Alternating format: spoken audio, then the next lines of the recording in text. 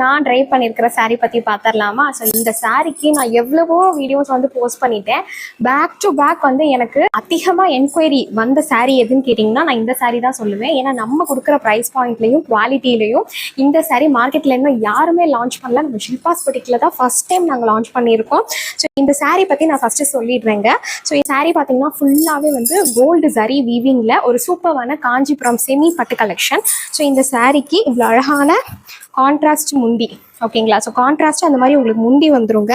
Blouse நான் stitch பண்ணியிருக்கிற இதே ப்ளவுஸ், இந்த ப்ளவுஸ் வந்து நான் அந்த மாதிரி பேட்ச் ஒர்க் பண்ணி போட்டிருக்கேன், ஓகேங்களா? ஸோ அந்த மாதிரி பிங்க் கலர், மெஜந்தா பிங்க் கலர்லேயே கான்ட்ராஸ்ட்டாக வந்துடும்.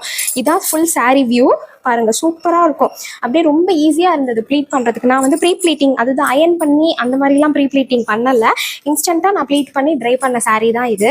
இந்த சாரியில் பார்த்தீங்கன்னா உடம்புல வந்து மயில் புட்டாஸ் வந்திருக்கும். அதுவுமே வந்து உங்களுக்கு ஜருக வீவிங் தான், கோல்டு ஜரி வீவிங்லேயே உங்களுக்கு வந்து மயில் புட்டாஸ் வந்திருக்கும். ஃபுல் சாரியுமே நல்ல ப்ரீமியம் லுக்கு, ரிச்சான கலர்ஸில் வந்து நம்மக்கிட்ட ஸ்டாக் இருக்குது.